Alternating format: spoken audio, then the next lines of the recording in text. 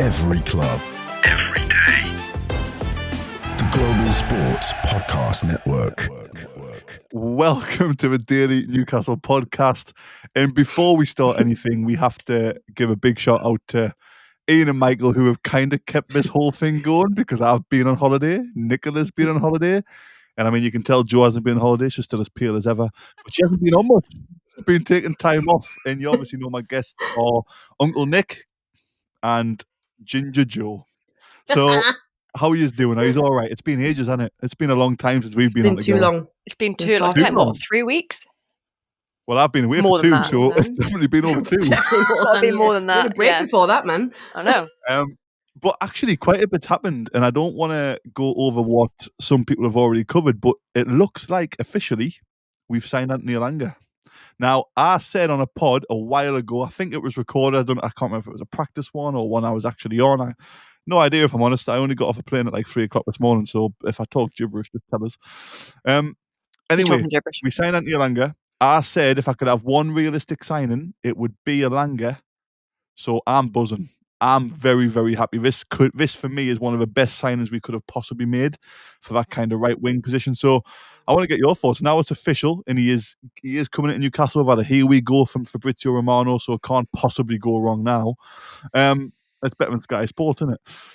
And Agent Asula has done more than Paul Mitchell did in 2 years or a year or whatever. Yep. You know, he's been hanging out with Elanga on holiday. So how do you feel about actually signing a £52 million player, 3 million plus add-on, or 52 plus add-ons to take it to 55? How do you feel about Elanga? Is it as positive as we all think? Is there any reservations? Is it harsh on Murphy? What's happening? I go to Joe because she loves Murphy. Looks like he's coming out with the team. I love Murphy. No, it's all right, man. Come on. I said last season, as much as I love him, I know that was peak Murphy and it was never going to last forever.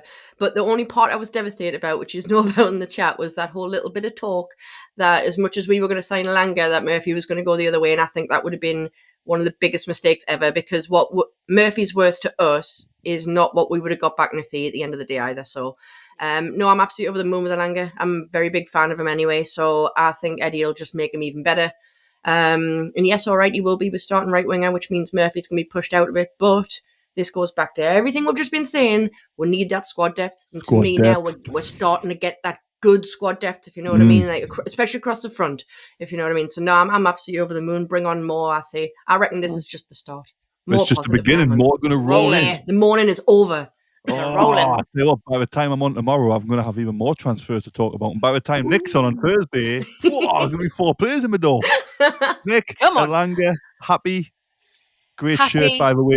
Nick's got the new shirt on, the away shirt. Joe's got a great shirt on, the home shirt. I've actually got the home shirt, but I'm not wearing it. I'm letting my team down. Me too. I'm not wearing it either. I don't know why I decided on this one on like a 35-degree day, but anyway, here we are.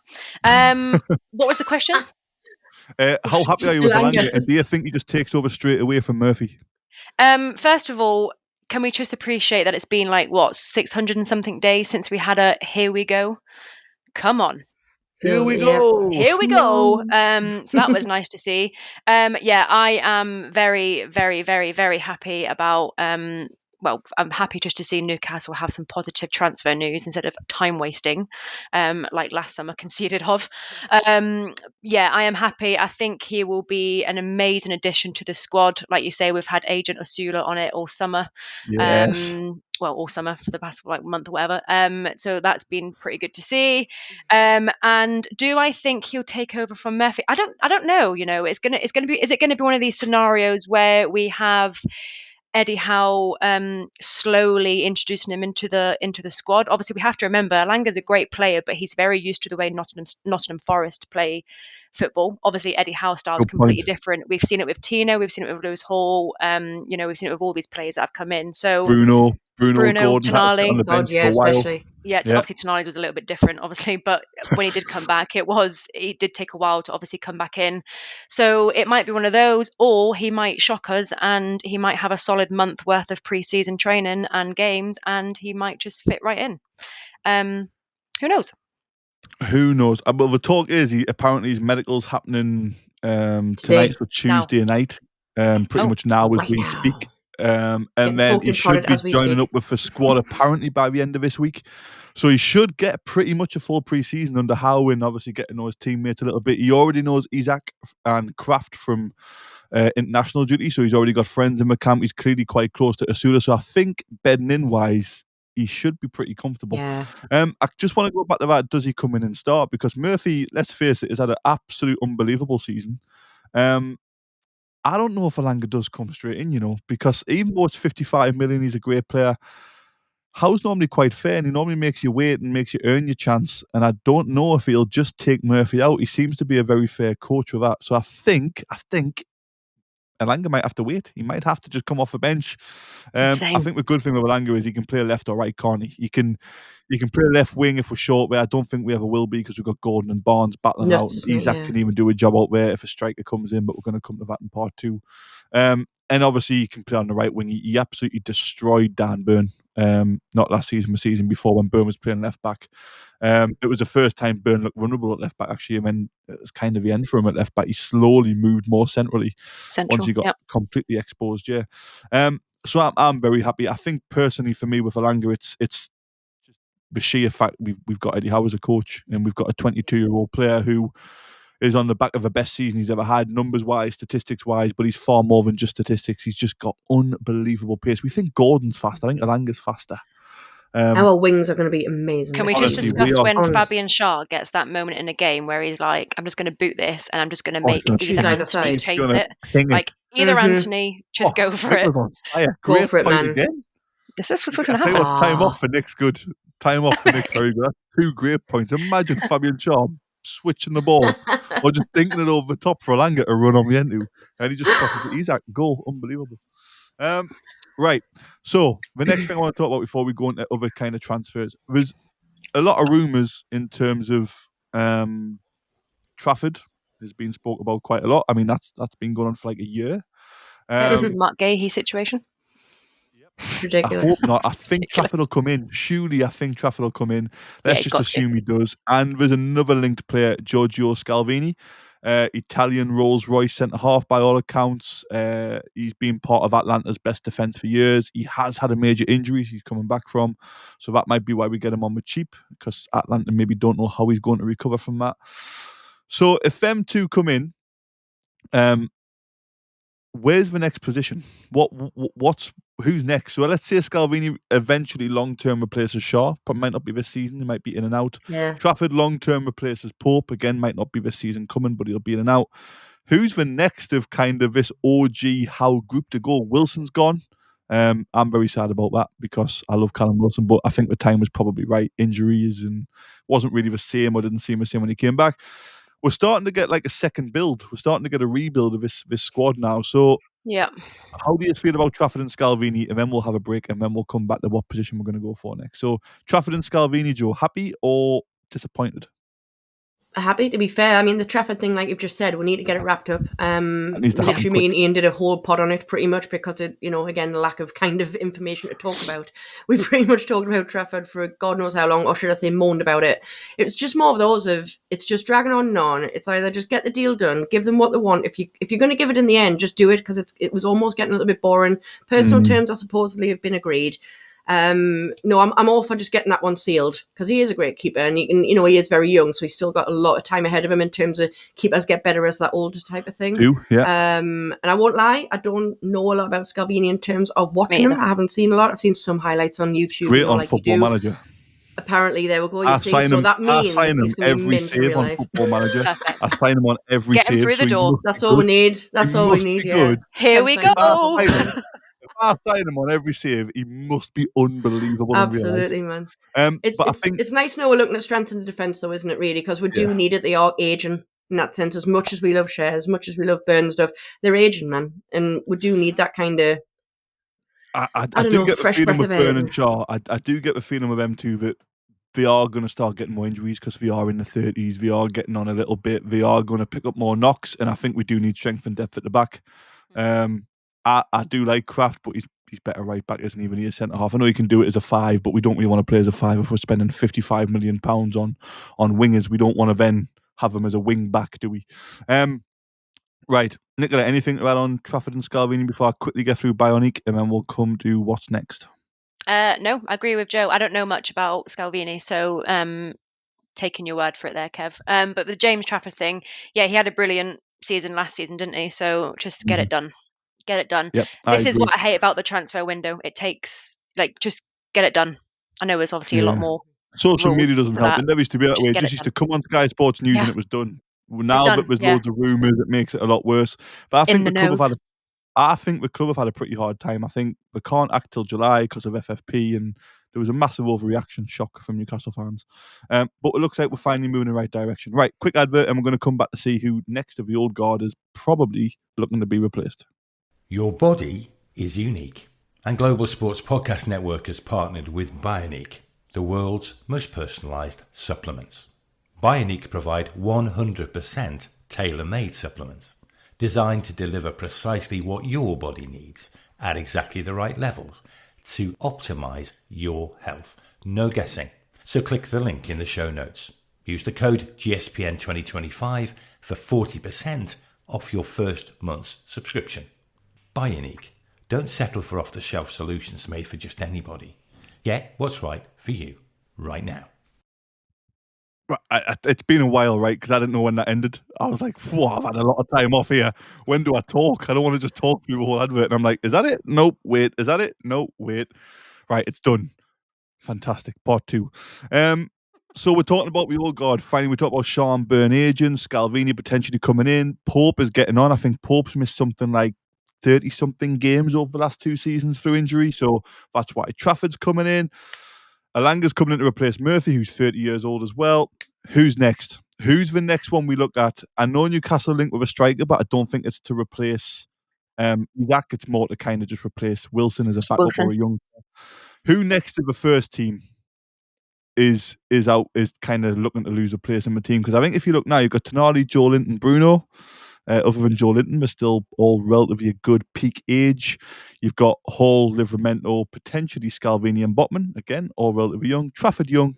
Isaac relatively young. Elanga, Gordon. Who's next? Oh my God, who is next? Exactly. That's why it's such a good. That's why I'm good at what I do, Nick. That's a good question. I'm going to give Nick time to think because she's clearly has just realised how good that question is. So I'm going to give Nick time, which means I'm coming to Joe next. One, really. Who is the one who goes out next? I've got a horrible feeling about one of them, but I think it'll be a big mistake. I don't know. Dude, like, that's a tough one because, you know, like you've just labelled there, like, so many of them are now in their early 20s, which is mint, and that's exactly what we've been trying to build anyway, isn't it? Yeah. Bruno, which peak is age, yeah. So you've got Big Joe, maybe? I'm thinking Big Joe now. That's the one I think would be a big mistake. He's probably, in my opinion, everyone talks about Tonali and Bruno, and I agree they're very influential. Joe Linton, for me, is on par with them for how influential he is when he's on it and when he's fit. Huge. I don't know how you replace Joe Linton. Unless you go and spend money on a Valverde, and I'm going to get loads of stick for this if this ever gets cropped and goes on socials, but I'm saying Joe Linton's as good as Valverde. It's getting cropped. I genuinely, I don't care. Bring him on. I don't know how do you replace Joe Linton? And I'm being serious here. I don't think you can. I think he's the oldest left in terms of the players we've mentioned in the starting lineup. He's part of such a strong midfield three. There was a period last season where we're talking about being the best three midfield in the league. And I think if you are going to look to replace him, you're spending north of 60, 70, 80 million because he is so influential to how we play, how we close down, how we press, how we win the ball back high. So I don't know who is next. Players say, don't they, like Joey Linton is one of the hardest players to play against because you never know what you're getting with him. Well, he's a brute, that's why. Like, you don't want that running at you, do you? Alan Shearer, I think it was Alan Shearer said one time, forget playing against him nowadays. Like, he would absolutely ruin him. Nah. Yeah. I think you could fix kind of issues with UK prisons being full if, like, do you know for the just send Big Joe around. Do you know for the little petty crimes? Do you know the little petty crimes where you've took a chocolate bar from a shop and that? I think if you just play 90 minutes against Joe Linton, he can do what he wants. To jail for that. You'd never do it again, would you? You'd never do it again. You don't go to jail for a chocolate bar. I don't want to mention any serious crimes in case I get in trouble. I'm in trouble enough this week. I've got too far. So I don't want to mention. Thin ice, pal.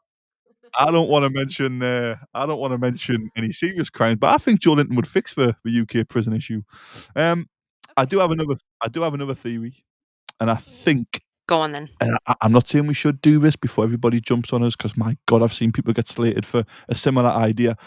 Do we cash in on Gordon and replace Gordon? Do we take 80, 90 million and then trust Barnes and bring in a left winger? Or is that something you guys would be open to if a transfer window allowed? Because let's face it, we can't just get Trafford, Scalvini, Elanga and then stop, can we? We love these players, so let's keep them. I love Gordon, but is he the next weak link? If we don't want to replace Joe Linton because of age, is the next weak link in our team Anthony Gordon because he's not consistent enough? Again, a horrible thing to think about, but what do you think, Nick? Is Gordon the next one to be replaced if we're not going off age and we're just going off a weak link?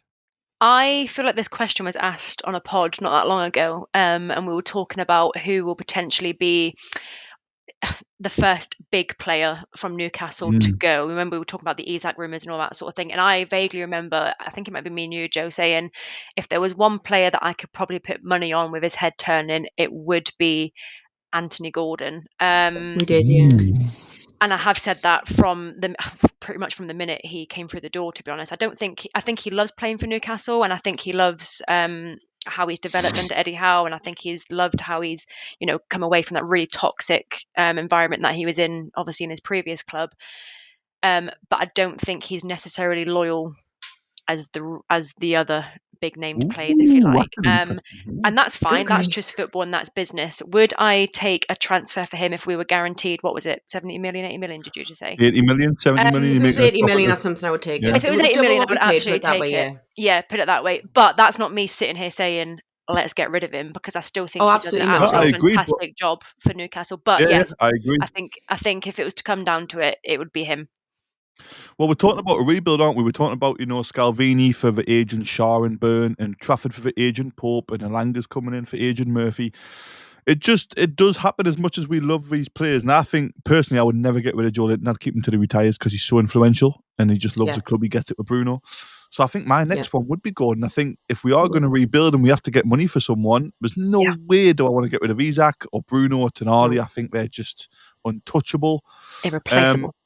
So then I'm thinking, well, actually, I wouldn't be happy with Hall leaving. He's too young. He's going to develop with us. Absolutely not. I would not be happy with Tino leaving, because again, he's going to develop with us. That leaves Botman. So, as good as Botman was towards the back end of last season when he came back, because I agree he was very good. He started to look like the defender we saw 2 years ago. If we're in a rebuild, do we look to cash in on him? Or is it just Gordon, Joe? Go on, give your thoughts on Gordon, and then Nick, don't hate me, man. As well. But I'm being honest, and I'm being honest about Murphy as well. So just let me be honest here. I'm not saying we need to sell him, by the way. I think we need to keep him. But if we were to get the right price for him, I'm just not convinced by him. No, I'm not convinced by this whole Rolls Royce thing. I've been honest about it in the past. I've got to stick to my guns on it. I don't think he is. I just don't. And I'm really concerned about his injury history. You're convinced about other things, darling. This is not about being a Rolls Royce on the pitch. Sorry. Just be honest. Be back together and pretending to spend and being a handsome human being. It's like me saying I'm convinced about Cher. Oh, I'm convinced about Cher, all right. But what he does on the pitch is a whole different kettle of fish. Like, it's, come on. Cher does on the pitch. You've got to be honest here, people. Does on the pitch. Yeah, they can do what they want elsewhere, but it's just, if we're talking purely on the pitch here, and going back to being sensible for a second, because that's what we do. I'm just not 100% convinced on his injuries, man. I'm so scared that he is still young, right? Oh, please don't be a crock. I don't want him to be, I really want him to be a Rolls Royce, and I really want him to be super fit and not like Wilson, but I'm so worried on that side of things. I'm not going to lie. He's missed more games than Wilson over the last 2 seasons. And that's scary. Come on. Which says a lot. How much we've picked on Wilson.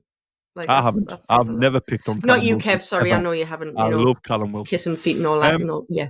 So I just think if these 2 transfers get done, Trafford and Scalvini, we don't know. But I think after that, it starts to get really interesting, because we've highlighted for ages having a right winger. Okay, Elanga's coming in. We've highlighted for ages we need another centre half. Hopefully Scalvini or Gahey or whoever comes in, brilliant. And we've highlighted a goalkeeper who can play with his feet and shot stops. So stop shots. You can tell it's been a long day. 3 a.m. People, forgive us. But anyway, after them 3 come in, them positions have been highlighted and they've been kind of fixed-ish. I think the next one is a big player. I think the next one is either a Joe Linton, which I think would be an absolute disaster decision, or a Gordon or a Botman, because I cannot see any of the others just Newcastle saying, okay, go. I can't. Isak will put up a fight. It'll be 200 million or 150 million, 160 million for Isak. It'll be a massive number if he wants to go and he starts pushing for a move, which could happen, but Newcastle will get the money's worth. I think the next one in terms of a rebuild, for me, it's Botman or Gordon, and I'm really interested to see what kind of listeners and viewers on YouTube fit. Do you not think it'll be Botman? I don't know. Botman's loved by Toon fans, wasn't he? He is loved. He's very, very well liked. For no reason at the start. I think he was too loved too quickly. It was like he could get away with murder. I agree with that. We need game out I agree with that. Come on, and Nick, you got to admit this, I agree right? with what you're saying. Right from the start. Like, I'm not saying I've got no dislike of the bloke, by the way, so please don't get us wrong, people. I like Botman. But honestly, it's like he couldn't do anything wrong. I agree. And I'm like, dude, let the guy at least prove himself a little bit before you kiss his backside. Like, come on. I think that's my only. Tonali was similar with the fans. He was. It was. I loved it. I think Tonali for me, player of the season, been unbelievable. Oh, unreal. But the fans are a little bit too quick on it. He does have bad games. He does give away the ball, and that's okay. Every player does. But even when Tonali gives away the ball, nothing's said.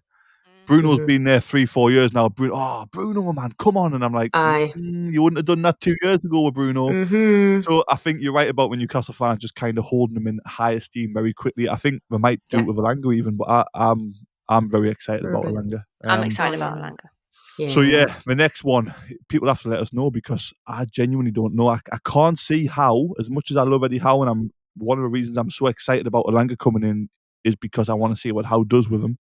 I don't know if Howe's got it in him to say to a Gordon or a Botman who's got a really good, I want you gone because I need money and I want to get somebody else. Can Howe rebuild? And that's coming from me, by the way. Eddie Howe's #1 biggest fan. Can Howe successfully rebuild after these two positions? That's a question I'm asking all listeners and viewers and followers. And you're right. There is going to be a big player that goes, whether it be, I don't know. I hope it's not Botman. Oh, Nicola could cry. We could get the first tears on one of our episodes. There is going to be. 200 episodes in, by the way. I can't believe it took 22 minutes to mention that. But 200th episode, and it's us three. Are we the best three? Don't upsetting people, Kev. You've already ruffled enough feathers today. I upset lots of people. What can I say?